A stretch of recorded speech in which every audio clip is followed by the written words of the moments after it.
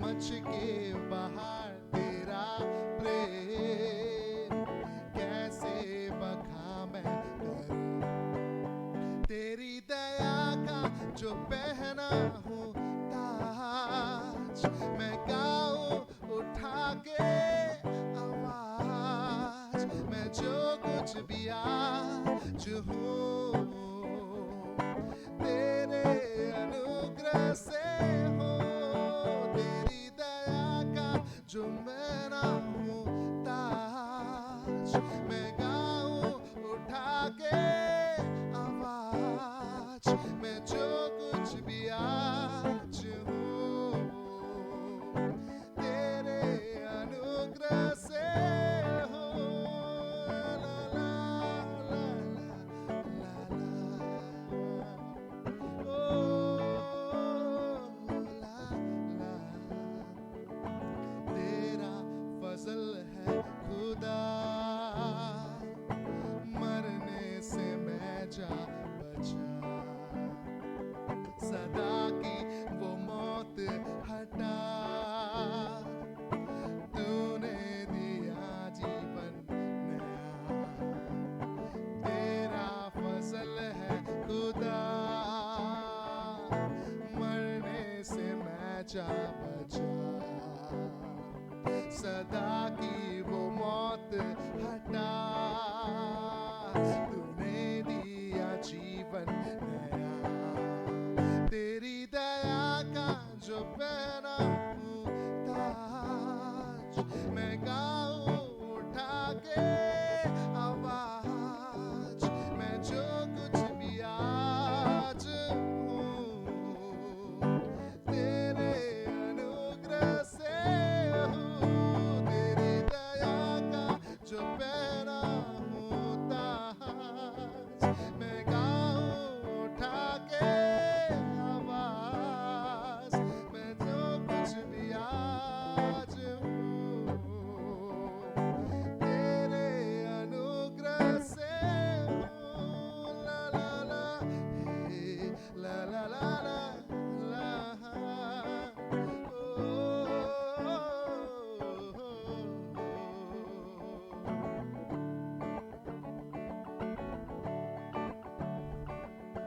ना मेरे कोई गुण से,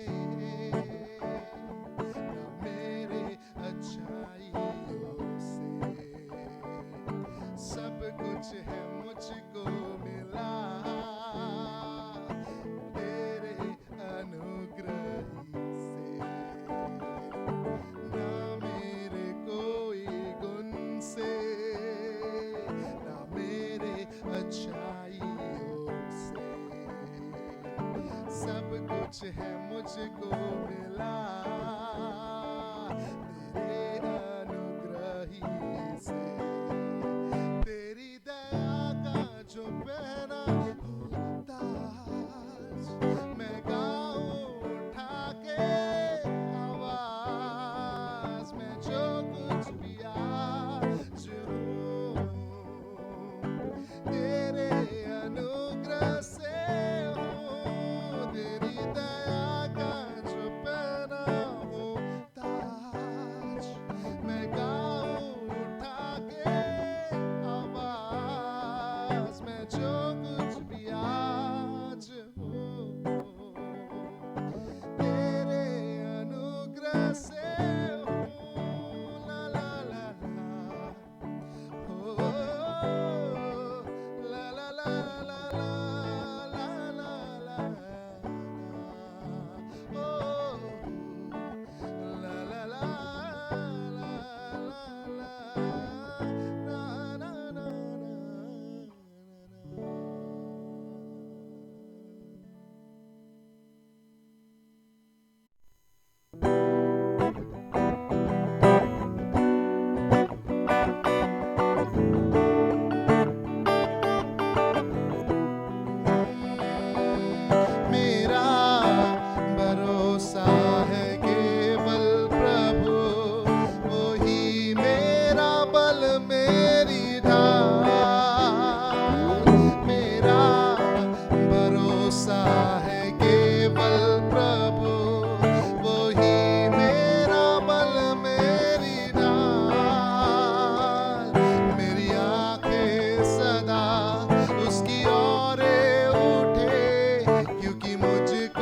सहायता उसी से मिले।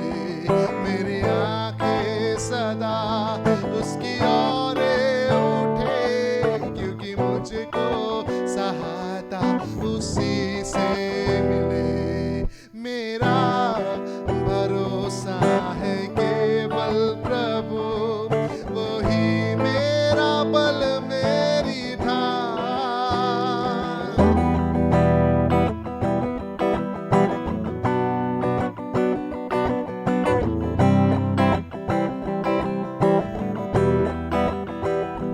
मैं हूँ मिट्टी प्रभु और तू है कुमार, जैसा चाहे मुझे ढाल दे। मैं हूँ मिट्टी प्रभु और तू है कुमार, जैसा चाहे मुझे ढाल दे। ऐसा बर्तन बना जो तेरी आत्मा से हर पल हर कदम भरता रहे। ऐसा बर्तन बना जो तेरी आत्मा से हर पल हर कदम भरता रहे। मेरा भरोसा है केवल प्रभु, वो ही मेरा बल मेरी ढाल। मेरा भरोसा है केवल प्रभु, वो ही मेरा बल मेरी ढाल।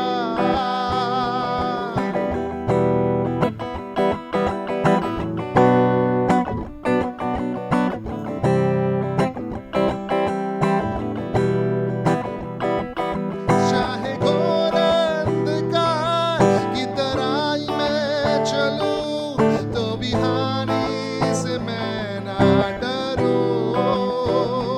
चाहे घोर अंधकार की तराई में चलूं, तो भी हानि से मैं ना डरूं। क्योंकि तेरे सोंठे और तेरी लाठी से सदा शांति मुझे मिलती रहे। क्योंकि तेरे सोंठे और तेरी लाठी से सदा शांति मुझे मिलती रहे। मेरा भरोसा है केवल प्रभु, वो ही मेरा बल मेरी ढाल। मेरा भरोसा है केवल प्रभु, वो ही मेरा बल मेरी ढाल।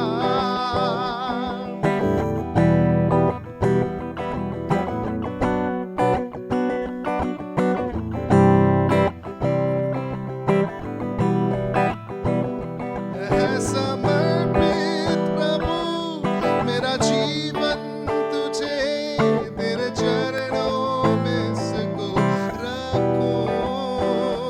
है समर्पित प्रभु मेरा जीवन तुझे, तेरे चरणों में इसको रखूं। अपनी सेवा करा, अपनी राह पे चला, अपनी आत्मा की अगुवाई दे। अपनी सेवा करा, अपनी राह पे चला, अपनी आत्मा की अगुवाई दे।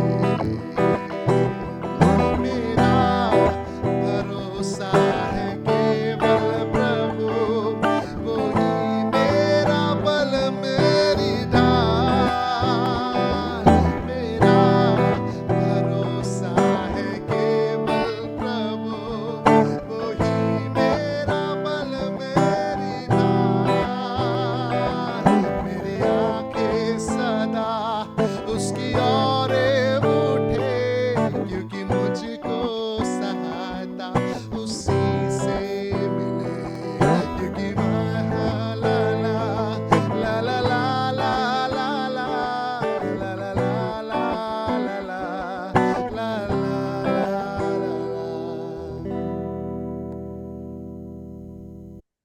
Let us begin our class. Today we are going to deal with chapter 4.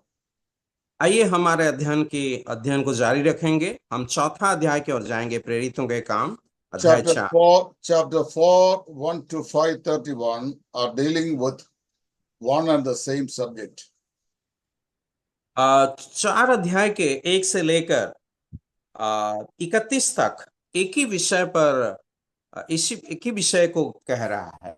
Persecution, prayer, and power followed with the healing of the lame man. वो जो लंगड़े के चंगाई के पश्चात वहां पर सताव, उसके बाद प्रार्थना इत्यादि हम देख रहे हैं। Whenever some miracles takes place in the name of the Lord Jesus Christ, on the opposite side, Satan is also active in his service. जब कभी भी कोई चंगाई या कोई आश्चर्य कर्म होता है, हम देखते हैं उसके विपरीत में शैतान भी कार्यरत होता है। How to demolish the kingdom of God has been his purpose long before. और बहुत पहले से ही शैतान का एक ही इरादा है कि परमेश्वर का राज्य को कैसे वो ध्वस्त करेगा। If a local church is continued to be in a dormant state and destitute of spiritual blessings, Satan is happy and he would never make any trouble there. अगर कोई स्थानीय कलीसिया में आत्मिक तौर पर किसी प्रकार के जागरूकता नहीं है या किसी प्रकार का सेवा नहीं हो रहा है या बढ़ोतरी नहीं हो रहा है, शैतान बहुत ही खुश होता है। But the very moment that you begin to have some revival, Satan is also become active. लेकिन जब किसी प्रकार का आत्मिक जागरण हमारे बीच में आ जाता है, शैतान बहुत ही गुस्सा होता है। The early church had none of the advantages that we enjoy in our day to day. आज के दिन में हम जो सारे व्यवस्था का या जो सारे सुविधाओं को हम पा रहे हैं, प्राचीन नहीं था। They didn't have big budget by the wealthy on the donates as many of the ministries are going on today now. और आज जैसे सेवकाई उन लोगों के सहारे से चलता है, मतलब जो लोग बहुत ही दान देते हैं, वैसे धनिक लोगों का दान देने वाला कोई नहीं था उन दिनों में। The apostles or the teachers of the word had no credential from the sophisticated schools behind their education. और ये जो परमेश्वर के जो चेले लोग थे, प्रभु के चेले लोग थे, प्रेरित थे, उनके पीछे कोई ऐसी गुप्त संस्था नहीं था जो उनको आर्थिक रूप से मदद कर सकेंगे। Many of their ministers had a very beautiful jail records prior to their ministry. और ये जो लोग थे प्रभु का सेवा के लिए जो निकले थे, उनके खाते में जेल में रहना, कैद होना, ये सब बहुत एक हिसाब में रहता है उनको। Amidst all this, that why they had been succeeding in their ministry. और इसके बावजूद वे कैसे सेवा में आगे बढ़ रहे हैं। This chapter is actually answering us the secret of the success of the ministry of the apostles of the early church.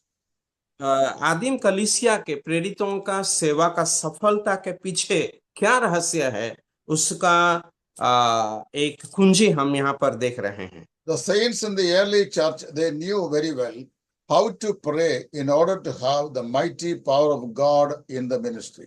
आदिम कलीसिया में विश्वासी लोगों को, चेले लोगों को ये पता था कि परमेश्वर का काम सफलता पूर्वक करने के लिए प्रार्थना का जो आवश्यकता है उसको वो जानते थे। When asked about the secret of the success of his ministry, Charles Spurgeon,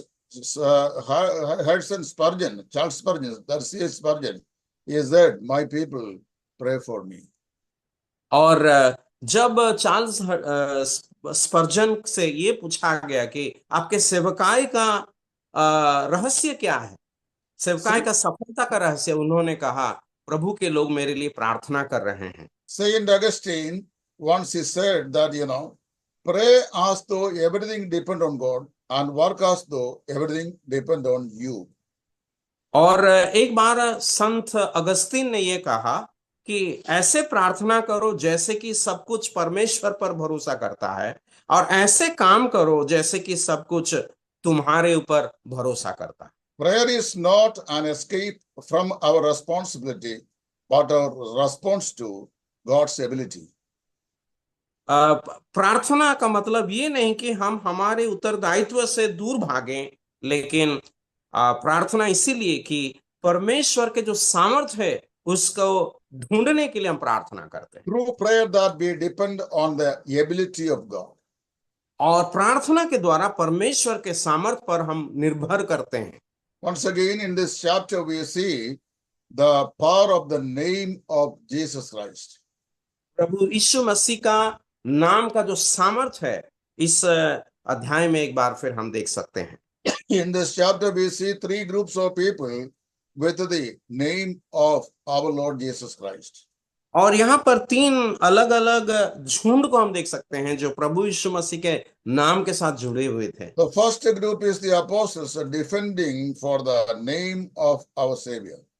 और ये पहला झुंड के लोग हैं जो प्रेरित लोग हमारा उद्धारकर्ता के नाम का पक्ष रखते हैं। Chapter 4, verses 5 to 14. 4 अध्याय के 5 से लेकर 14 तक। The second group is the council of Jews opposing his name. Chapter 4, verse 15 to 22. और 4 का 15 से लेकर 25 तक 22 तक हम देखते हैं एक और झुंड जो महासभा के सदस्य जो प्रेरितों के काम का प्रतिरोध कर रहे थे। The third group is the church calling on his name. और तीसरा झुंड जो है कलीसिया जो प्रभु का नाम को लेकर पुकारता है। So let us begin with how the apostles defending the name of Jesus of Nazareth. तो आइए हम शुरू करेंगे ये प्रेरित लोग कैसे प्रभु यीशु मसीह का नाम का बचाव करते हैं, प्रतिरक्षा करते हैं। In the beginning of this chapter, we see that the apostles were brought to the court, which was a Jewish Sanhedrin. सबसे पहला हम देखते हैं कि ये जो प्रेरितों को यहूदी महासभा के सामने लाया गया। The high priest family, the Jewish religious system was so corrupt in the days of the apostles as well as the days of Jesus Christ. प्रेरितों के दिनों में जैसा प्रभु यीशु मसीह के दिनों में भी ये जो धार्मिक अंग है, मतलब ये सब महासभा, यहूदी महासभा बहुत ही भ्रष्ट हो गया था। They paid no regard to the word of God. वे परमेश्वर के वचन को किसी प्रकार का मूल्य नहीं दिए। When Annas was deposed from his office as a high priest, he appointed his son-in-law Caiaphas as the high priest of the time. जब अन्नास अपना महायाजकीय पद से इस्तीफा लिया या विरति लिया और उन्होंने अपना दामाद को उस कयाफास को उस जगह पर रख लिया। We read from the history that 5 of Annas' sons, one or the other way, they were bearing the offices of the religious system of his days. और हम इतिहास में ये पढ़ते हैं अन्नास के 5 अलग अलग जो पुत्र थे वे इस महासभा के एक या दूसरा कोई आत्मिक तौर पे या धर्मीय तौर पर कुछ पदवी को धारण करते थे। We have heard the term nepotism. हम लोग नेपोटिज्म करके एक शब्द सुने हैं। Do you know what is nepotism meant by? और नेपोटिज्म का मतलब क्या है, क्या आप जानते हैं? Nepotist is a man who, being evil, knows how to give good gifts to his children. और नेपोटिस्ट ये व्यक्ति है जो बुरा है लेकिन अपने बच्चों को अच्छा दान दे सकता है। Annas the high priest was well qualified to do that.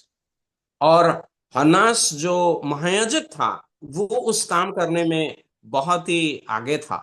When he was deposed from the priestly office, he appointed immediately his son-in-law and his 5 sons in different offices in the religious system. जब उसे अपने काम में अलग किया गया तब वो तुरंत अपना दामाद को और अपने 5 बच्चों को या पुत्रों को उसी काम में वो नियुक्त कर दिया। I don't know how the system going on at your place back in North Indian region, but in Kerala, our churches, when the grandfather was the elder of the assembly, and eventually the son become the elder, and then he appoints his son or his grandson in succession as the elders of the assembly, and then say that they have been appointed by the Holy Spirit. और मैं तो ये नहीं जानता हूं कि आपके उत्तर भारतीय क्षेत्रों में कैसे हो रहा है, लेकिन केरला में ऐसे हो रहा है कि अगर दादाजी कलीसिया के अगुवे थे या प्राचीन थे, तो उनके जो पोते होते हैं उनको प्राचीन के रूप में नियुक्त कर दिया जा रहा। People are angry at me when I speak the truth. और जब मैं इस सच्चाई को बताता हूँ, लोग मेरे ऊपर गुस्सा होते हैं। Some have even threatened me, saying that it is none of your business to speak against that system. कभी कभी मेरे बच्चे भी मुझे डांट करके कहते हैं कि यही सारे इस पर रीति पर बोलने के लिए तुम्हारा कोई अधिकार नहीं But है। I answered them saying that God has only got his children, but no grandchildren. Praise the Lord। तो मैं उनको इस प्रकार उत्तर दिया कि परमेश्वर का सिर्फ पुत्र है, उनके नाते पोता पोती नहीं है।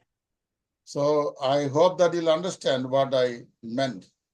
तो मैं जिस अर्थ से इस बात को कहा, मैं समझ रहा हूं कि आप समझेंगे If इस a बात। person is officially officiated the office of the eldership and he is deposed or he is dead, then it is not his business to appoint his successive generation onto the office of the elders, because if he does so, that he takes up the office of the Holy Spirit of God to do so. और अगर कोई व्यक्ति अपने से एक प्राचीन बनता है कलीसिया में, और उसका विरति के बाद, मतलब वो कार्य अव्याहति के पश्चात किसी और को अपने ओर से नियुक्त देना, वो सही नहीं है, क्योंकि ये पवित्र आत्मा का काम है और पवित्र आत्मा काम को वो अपना हाथ में लेता है। According to chapter 4, verse 15, this has been an official sitting of the Sanhedrin. और 4 अध्याय के 15 आयत के अनुसार हम देखते हैं ये जो महासभा एक वे एक क्या कहेंगे हम, ऑफिशियल रीति से इकट्ठा हो रहे हैं। Sanhedrin has been the legal, court for the legal court for the religious Jewish system और to take up punishment against all the wrongdoing, except having the power to condemn them unto death. यहूदियों का जो महासभा था, वो धर्मीय रीति पर किसी प्रकार का अपराधी को दंड देने के लिए, दोषी को दंड देने के लिए वे काम करते थे, और उनको ये अधिकार भी मिला था। So it's actually, it was few months before the same Sanhedrin had condemned the Savior unto crucifixion.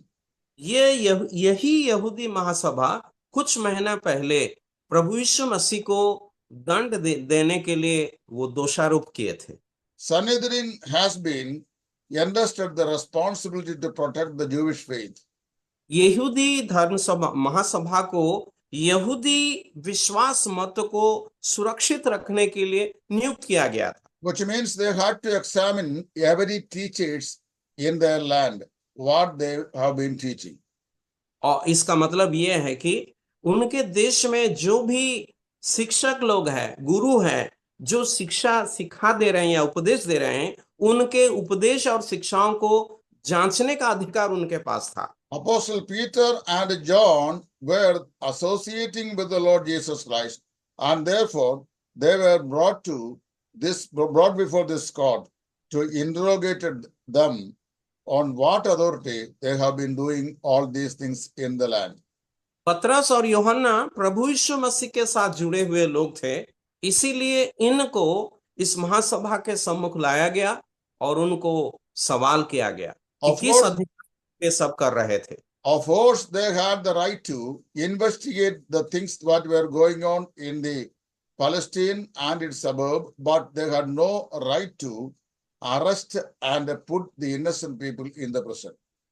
इन लोगों को तो ये अधिकार था कि किसी को सवाल करने के लिए कि किस अधिकार पर वे कर रहे थे, लेकिन उनके पास ये अधिकार नहीं कि उन लोगों को कैद करने के लिए रखने के लिए। Their question was legal, but they did everything that was possible to avoid to avoid admitting that a miracle had taken place. और ये लोग जो भी कर रहे थे, मतलब सवाल करना ठीक था, लेकिन बाकी जो काम कर रहे थे, मतलब इनके द्वारा जो आश्चर्य कर्म हुआ है What उसी sur- को इनकार करने के लिए भी कोशिश कर रहे थे। what surprised this authority was that they wondered where did these common people like you get the power of authority to do a thing like this? और इनको ये कहा गया कि किस अधिकार पर ये सब कर रहे हो। When the authority questioned the apostles, Peter boldly answered them, saying that it was happened in the name of Jesus of Nazareth. और जब अधिकारी लोग इनसे पूछे कि किस अधिकार पर तुम ये कर रहे हो, पतरस ने कहा कि Peter, यीशु मसीह के नाम पर, नाम के सामर्थ्य में सब हम कर रहे हैं। Peter was filled with the Holy Spirit of God. पतरस पवित्र आत्मा परमेश्वर के द्वारा परिपूर्ण था। In the day of Pentecost, Peter and John had experienced the baptism of the Holy Spirit. और पिंतेकोस्त के दिन पतरस और यूहन्ना पवित्र आत्मा का बपतिस्मा का अनुभव किया था। But the filling of the Holy Spirit has been repeatedly happening in the lives of the apostles as it is told in the scripture. और जैसे पवित्र शास्त्र में बताया गया है, पवित्र आत्मा का पूर्णता वो बार बार हो रहा है प्रेरितों के। Baptism of the Holy Spirit, as we have learned before, that it took place once in life at conversion, whereas the filling of the Spirit of God is a continuous experience to carry out the ministry successfully. उद्धार और पवित्र आत्मा का बपतिस्मा एक बार हुआ, जैसे हमने पहले सीखा है, लेकिन पवित्र आत्मा में पूर्ण होना वो बार बार होने का एक अनुभव होना आवश्यक है। At the interrogation of this legislative system, Peter actually began with an explanation respectfully how the miracle had occurred. और इस महासभा के अधिकारियों के सामने पतरस किस रीति से ये आश्चर्य कर्म हुआ है उसका वर्णन कर रहे हैं।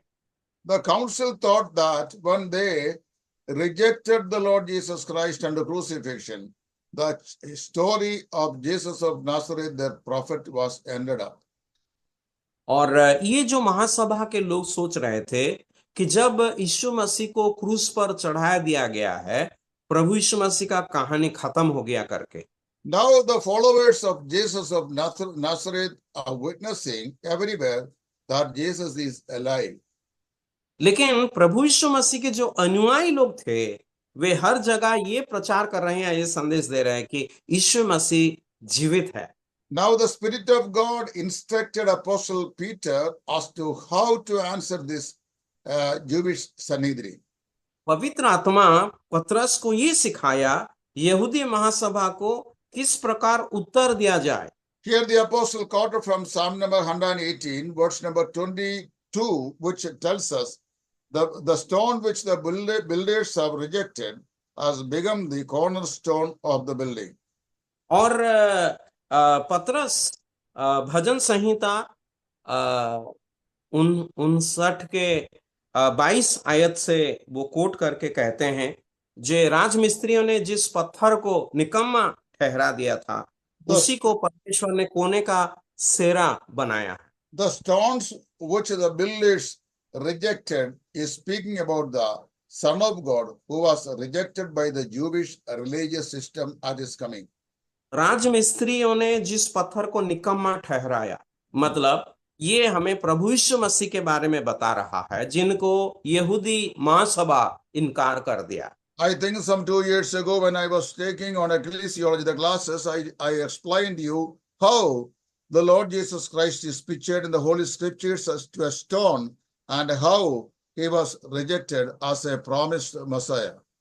और मैंने शायद 2 साल पहले इसी प्लेटफॉर्म पर जब कलीसिया के सच्चाई को पढ़ा रहा था, उस समय ये बताया था कि एक पत्थर जो कोने का पत्थर होता है प्रभु यीशु मसीह को कैसे दर्शाता है, और ये सारे बातों को मैंने बताया था। The expression the builders of the house has to do with the building of the nation of Israel. और ये जो राजमिस्त्री जिस भवन को निर्माण कर रहे हैं, मतलब वो इसराइल राष्ट्र को कैसे बना रहे हैं, इन नेतागण उनको ये दर्शाता। When we come to the book of Ruth, the last chapter, at the time of the wedding of Ruth with Boaz, the elders of the city gates, they were blessed. They had blessed Naomi as well as Ruth by saying that blessed be the woman who have come into your house this day, as the wife of Boaz, like Rachel and Leah, who have built the house of Israel. और जब रूत के पुस्तक चौथा अध्याय में हम देखते हैं कि जब रूत का विवाह बोआज के साथ या बोआज का विवाह रूत के साथ होता है, तब इज़राइल के जो प्राचीन थे वे उनको इस प्रकार आशीष दिए कि धन्य है वो स्त्री रूत जो तुम्हारे शरण में आई है, और वे उसे प्रभु ऐसे आशीष दे जैसे कि इज़राइल के घर को बसाने के लिए परमेश्वर ने लेया और राहेल को आशीर्वाद किया था। The house of Israel simply meant the nation of Israel. इस्राएल का घराना मतलब इस्राएल के राष्ट्र। The building of the nation of Israel was by the 12 stones which have been begotten by Jacob, whose name later was changed as Israel, as he wrestled with the angel of God. इस्राएल का घर बसाने वाले लोग जो थे, इस्राएल के 12 पुत्र थे, जिनको याकूब के 12 पुत्र, जिनको बाद में इस्राएल नाम दिया गया था। In Psalm number 118, verse number 22, in the spirit of prophet David mentioned before, that is 1,000 years before the birth of Jesus Christ, that if the Son of God would come in the time in the history, the nation would reject him as a rejected stone, but God will replace him as the cornerstone of the building. प्रभु यीशु मसीह दुनिया में आने के 1000 साल पहले दाऊद भविष्यद्वक्ता ने भजन संहिता 118 का 22 में जो लिखा था कि जब प्रभु यीशु मसीह आएंगे उनको इस्राएल के अधिकारी लोग इनकार करेंगे। The Bible many ways pictured the Lord Jesus Christ and the stone. और बहुत रीति से हम देखते हैं प्रभु यीशु मसीह को बाइबल एक पत्थर के रूप में दर्शाना।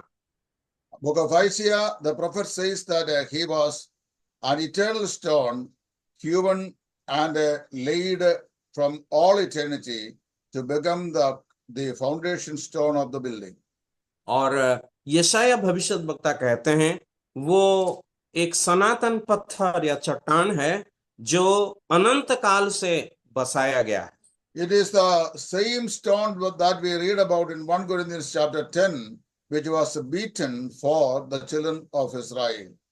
और पहला कुरिन्थी 10 अध्याय में उसी चट्टान को हम देखते हैं या पत्थर को देखते हैं जो इजरायलियों के लिए मारा गया था।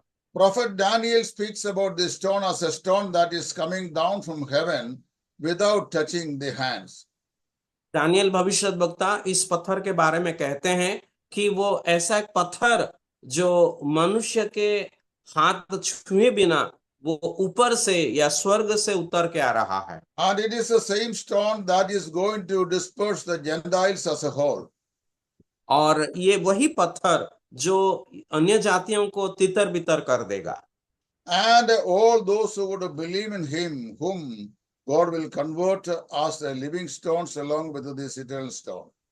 और ये अनंत काल का जो पत्थर है उस परमेश्वर के पुत्र पर विश्वास करने वालों को वो जीवित पत्थरों में परिवर्तित कर देगा। Even though Israel was the nation which was building the house with the stones, but they rejected the main stone, which had to be the foundation and the cornerstone of the building, who was Jesus Christ. यद्यपि Israel लोग पत्थरों से घर बना रहे थे, फिर भी जो कोने का सिरे का पत्थर है उसी को उन्होंने निकम्मा ठहरा दिया। They stumbled at this rock, whereas they have been dispensed from the salvation plan of Almighty God. वे इस पत्थर के से ठोकर खाए और वे परमेश्वर के उस उद्धार की योजना से अलग हो गए। It was in this connection, Apostle John said in John's Gospel, chapter 1, verse 12, that he came to his own, but his own received him not. और इसीलिए यूहन्ना रचित सुसमाचार 1 अध्याय का 11 आयत में हम पढ़ते हैं कि उन्होंने अपने लोगों के पास आया, अपने घर आया और उसके अपनों ने उसे ग्रहण नहीं किया। Peter went on to say that Jesus Christ was not only the stone which was stumbled at by Israel, he was also the savior of the nation Israel. पतरस कहे कि ना सिर्फ वो पत्थर जिस पर इज़राइल लोगों ने ठोकर खाया, लेकिन वो पत्थर जो इज़राइल को बसाने वाला पत्थर है। See, verse number 15 to 22, we read the council opposing the name of Jesus of Nazareth. प्रेरित 4 अध्याय के 15 से लेकर 22 तक हम पढ़ते हैं कि जो महासभा यीशु मसीह का नाम का विरोध कर रहे हैं। When we read the book of Matthew, chapter 1, that as it is written that he shall be called a Nazarite, that he went into Nazareth and lived therein. और मत्ती रचित सुसमाचार में जैसे हम पढ़ते हैं कि वो एक नासरी करके पुकारा जाएगा, बुलाया जाएगा, वैसे वो जा करके नाजरेत में रहने लगा। See, I was startled at reading that words from the Bible as it is written that he will be called a Nazarite. And I have examined through all the Old Testament books, but I have never seen any statement as such which is recorded by Matthew in God's Gospel. तो मत्ती रचित सुसमाचार में जिस वचन को मैंने देखा उसे पढ़कर मैं बहुत ही आश्चर्यचकित हुआ, लेकिन और भी कहीं उसे देखने के लिए कोशिश किया, लेकिन मत्ती के अलावा किसी ने इस विषय को नहीं उल्लेख किया है। So here, then why, if there is no such a direct quotation or a statement in the Old Testament, how can Matthew make such a quotation saying that as it was written? और अगर पुराने नियम में किसी प्रकार का उल्लेख इस विषय का नहीं है, तो मत्ती किस रीति से इसे जैसे लिखा है करके वो कह सकते हैं। A deep study of this background has revealed certain truth in relation to the name of Jesus of Nazareth. और यीशु नासरी के नाम से बहुत कुछ जुड़ा हुआ है रहस्य बात। See, what we read here, Nazareth is a small village which is lying aside the northern part of the property of Galilee in Israel. और इज़राइल में जो गलीली के समुंदर है उस क्षेत्र है, उसके उत्तरी भाग में नासरत जो है, नासरत एक छोटा सा गांव है। The history tells us that Nazareth has been a place of occupation by the Roman military. और इतिहास हमें ये बताता है कि रोम के सेना लोगों के द्वारा ये नासरत अधिकृत हुआ था, मतलब वे जाकर वहां पर रहते थे। Civilians would never settle down around the places of military camp. और ये जो सिपाही या सेना लोग जो छावनी करके रहते हैं, वहां कोई भी साधारण लोग जाके आम लोग जाकर के नहीं रहेंगे। Military camp means the Roman military camp, which was quite a cruel military. सेना छावनी मतलब रोमी सेना छावनी। रोमी सेना जो है बहुत ही निर्दय थे। Whenever the people of the other territory they come to hear about the name Nazareth, they would feel as if the other side of the city, the place. और जब लोग नासरत का नाम सुनते थे, वे इस छावनी को नहीं, लेकिन जहां पर लोग रहते हैं उसी को ही वे स्मरण करेंगे। If you go to Bombay, there is a very renowned street called Red Street. और अगर मुंबई आप जाएंगे वहां पर एक बहुत ही प्रख्यात एक गली है जिसको कहते हैं red street. I have never been to that place, मैं कभी नहीं गया वहां वहां but I have seen in the YouTube the Red Street. What is it all about? और ये रेड स्ट्रीट क्या है यूट्यूब में मैंने देखा। It is a place of prostitution. ये वेश्याओं के स्थान है।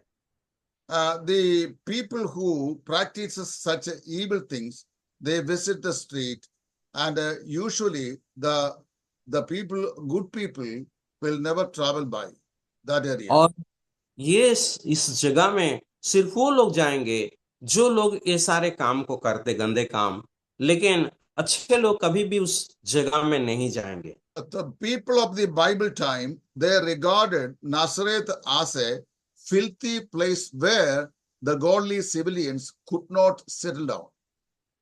और नाजरत को लोग उस समय बहुत ही गंदा नजर से देखते थे और कोई भी अच्छे लोग जो आम लोग होते थे वे जाकर के या जो परमेश्वर का भय मानने वाले लोग But our वहां Lord Jesus, our Lord Jesus Christ was willing to be called and known as Jesus of Nazareth.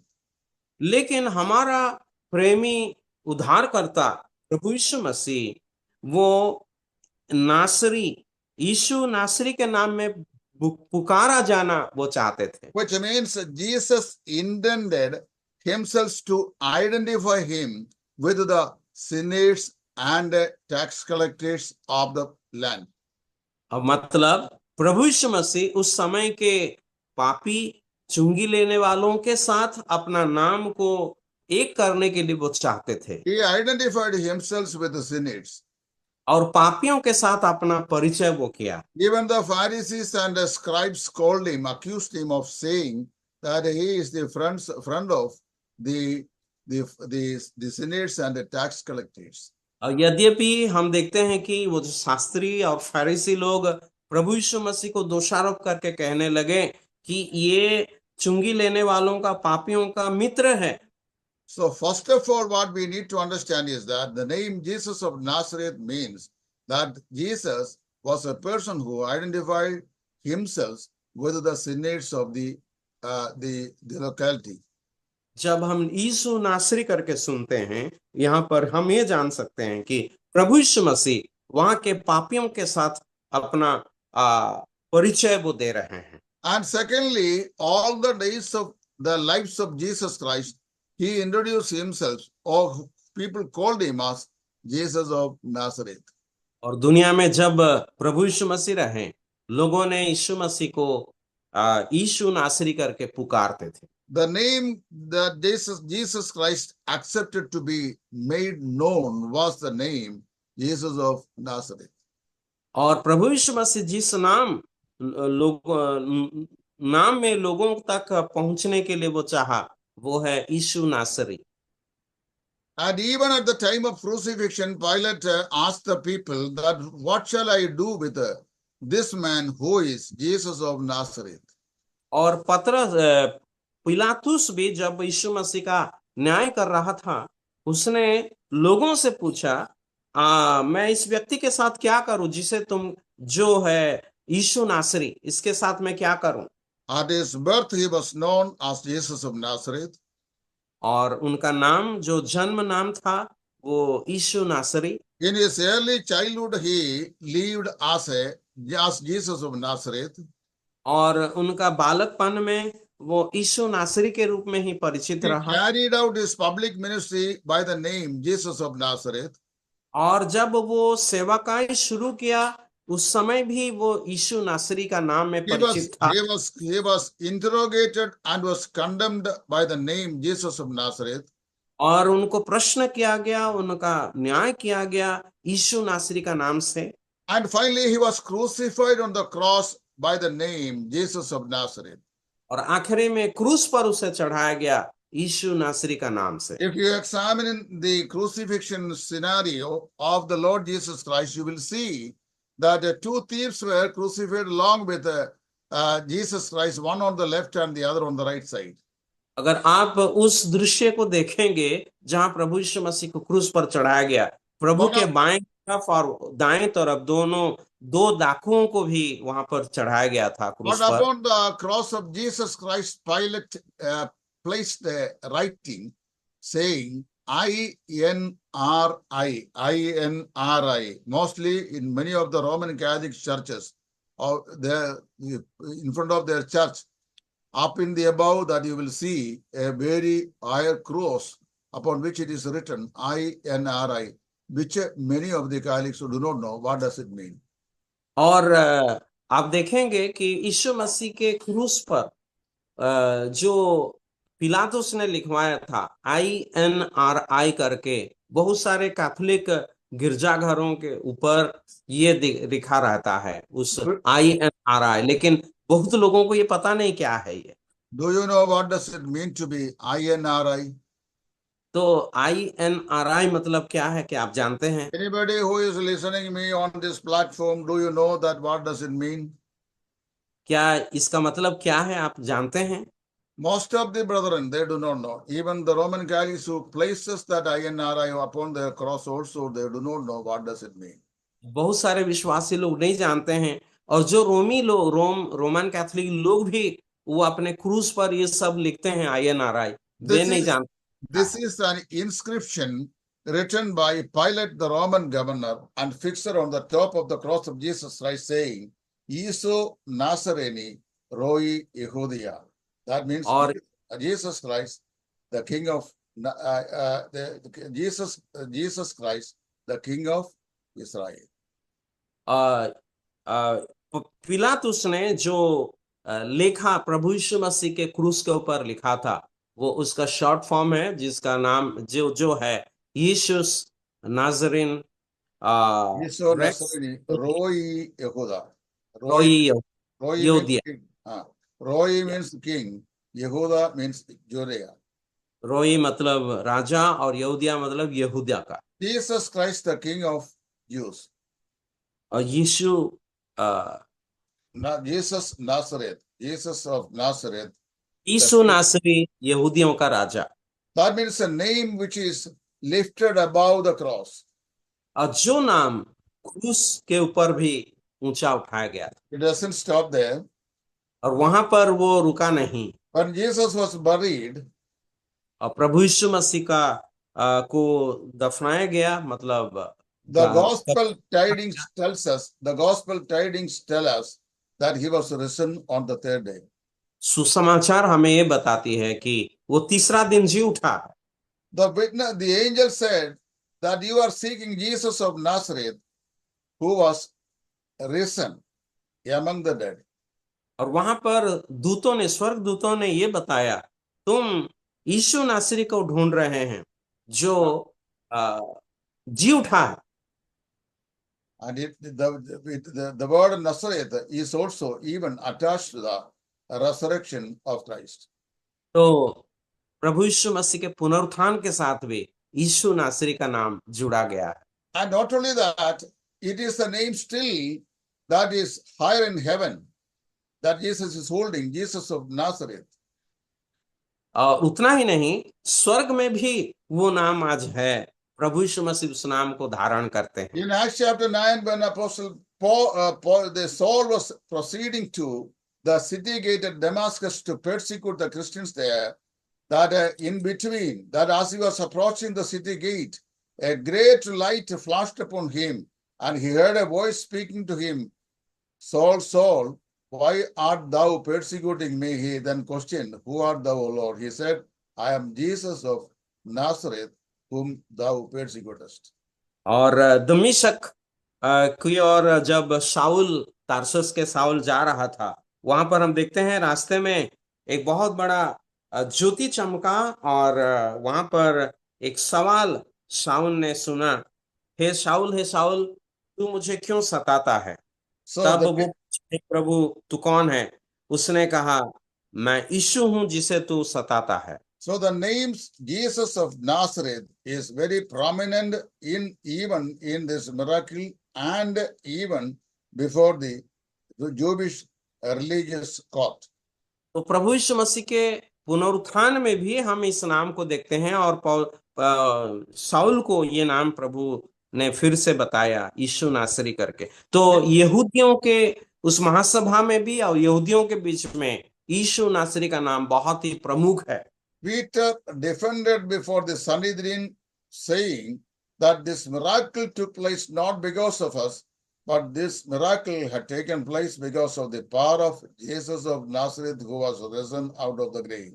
पतरस और यूहन्ना बहुत ही स्पष्ट रीति से उस महासभा के सामने उत्तर दिया और कहा, हमारे कोई सामर्थ के हेतु ये आश्चर्य घटना नहीं हुआ, लेकिन यीशु नासरी के नाम के सामर्थ्य से ये घटना हुआ है। However, even against the defense of Peter, the Sanhedrin was not willing to seek for the truth, but they wanted to avoid the truth at any cost. पतरस जितना भी वहां पर प्रतिरक्षा कर रहे थे, फिर भी वहां के महासभा सच्चाई को जानने का कोशिश नहीं कर रहे थे, लेकिन सच्चाई को दबाने के लिए कोशिश कर रहे थे। Had they honestly considered the evidence and then listened to the message, they would have understood what had really taken place and how that it had happened. अगर वो सच्चाई को ढूंढने वाले लोग होते, सत्य को जानने वाले लोग होते, तो इनसे उनको पता चल जाता कि क्या हुआ है और सत्य सत्य क्या है। The more they saw the proof and the evidences, the greater they hardened their heart against their promised king. वे जितना सच्चाई को जाने और जितना प्रमाण को देखे उसका, और अपने हृदय को उतना कठोर करने लगे। See, miracle alone cannot actually convert a sinner, but we have to provide the evidence of the conversion. केवल केवल आश्चर्य कर्म ही लोगों को मन फिराव की ओर नहीं ले सकता है, उसका प्रमाण हमें देना आवश्यक है। After hearing from Peter, the council had taken a strong determination as to rebuke the apostles. No more. They should preach in the name of Jesus of Nazareth in the entire Jerusalem. प्रेरितों से प्रभु यीशु मसीह का नाम का सामर्थ के बारे में सुनने के बाद ये महासभा ने उनको बहुत ही जोर से कही कि ये सब नहीं कहना है यहाँ पर। This official sentence of the Sanhedrin shows us that how much the enemies of the gospel, they fears the witness of the Christian church. तो महासभा के द्वारा ये जो बात कहा गया है, मसीही कलीसिया को किस रीति से सुसमाचार के विरोधी लोग अभी भी काम करते हैं, इसे हमें स्मरण दिलाता है। Satan has been trying to silence the Christian right from the beginning. और शैतान पहले से ही मसीही लोगों का मुंह बंद करने के लिए कोशिश कर रहा है। The evidence was outstanding that even Satan stumbled at the witness of Jesus, the disciples of Christ. लेकिन ये जो सबूत प्रेरितों ने दिया, ये इतना चमत्कार था कि शैतान भी डरने लगा। The council actually did not want the gospel message to be spread all over the city of Jerusalem or in the region of Palestine. और पालेस्ताइन में हो या यरूशलेम में हो, सुसमाचार फैलाने के लिए महासभा कभी भी नहीं चाहते थे। Even though the council protested, the Spirit of God was on the progress to spread the gospel of Jesus Christ. The revival, which began with 120 in the upper chamber, it resulted in the conversion of 3,000 at Pentecost, and chapter 4, the believed men whose number was exceeding 5,000. यद्यपि महासभा इसका विरोध करने लगे, सुसमाचार प्रचार का विरोध करने लगे, फिर भी जो जागरण पेंटिकोस्ट के दिन में या प्रेरित के दूसरा अध्याय में शुरू हुआ, 3,000 लोगों के उद्धार के पश्चात हम देखते हैं वो चलता रहा, बढ़ता गया।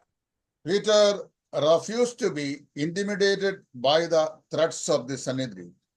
ये महासभा के द्वारा किसी प्रकार का धमक चमक से डरने के लिए वो अपने आप को नहीं दिया। He said, you make a sentence, whether it is legal, to be fearing the men rather than God.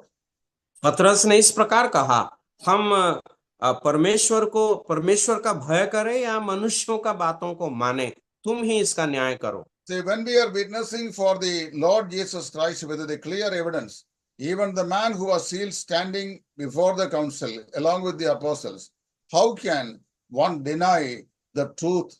If they do it, they are actually sinning against the flood of witness and light. जब पतरस और यूहन्ना उस महासभा के सामने खड़े थे गवाही देने के लिए, तब ये लंगड़ा आदमी जो चंगाई पाया था वो भी उनके साथ था, और उनके गवाही का जो सबूत के साथ जब वे लोग इसका प्रतिरोध कर रहे या विरोध कर रहे हैं, किस प्रकार वो कर सकते हैं। Here we see Peter and John standing against the Jewish authorities and their government systems. यहाँ पर पतरस और यूहन्ना को हम देखते हैं जो यहूदी अधिकारियों के खिलाफ खड़े हैं। The Bible says that we being Christians, we should obey the rules and regulations and the laws of the nation and be subjected to the authority. Bible हमें बताती है मसीह लोगों के तौर पे हमें शासन के अधिकार के अधीन में होना आवश्यक है। But if the authority, contrary to the word of God, if they stop us worshipping the Lord as to our freedom, then we are not in an obligation to obey the rule and the authority contrary to the word of God. लेकिन ये अधिकारी लोग अगर हमें प्रभु यीशु मसीह की आराधना में हमें विरोध करेंगे या रोकेंगे, तो हम उनके आदेश को मान नहीं सकते हैं, क्योंकि ईश्वर के वचन के खिलाफ होगा। Peter and John took a solid stand and determination to spread the gospel, whatever the consequences may be in the days coming. और पतरस और यूहन्ना ये निर्णय लिया कि आने वाले समय में परिणाम जो भी होगा, वे प्रभु यीशु मसीह का सुसमाचार को फैलाते रहेंगे। See what a fantastic change that had taken place in the life of Peter, a cowardly man who denied the Lord Jesus Christ at his trial is now spreading his chest before the Sanhedrin, saying that it is not lawful for us to obey the human authority than the divine command. देखिए पतरस के जीवन में किस प्रकार का परिवर्तन आया। जो एक डरपोक था और उसके जीवन में इतना परिवर्तन, जो उस महासभा के सामने खड़ा होकर के कहता है कि परमेश्वर से बढ़कर मनुष्यों का या अधिकारियों का अधीन में रहना कोई आवश्यक नहीं है। Our time is up and we will go for the next class on the coming week. और हमारा समय यहाँ पर समाप्त हो गया है, तो बाकी विषय को हम अगला अध्ययन में देखेंगे। Thank you. धन्यवाद। Thank you sir, very interesting topic.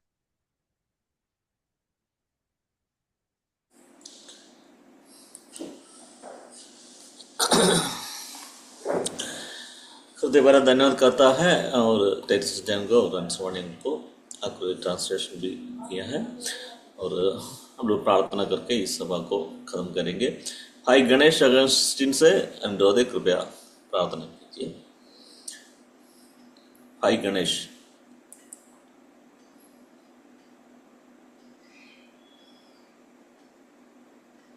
जी करेंगे।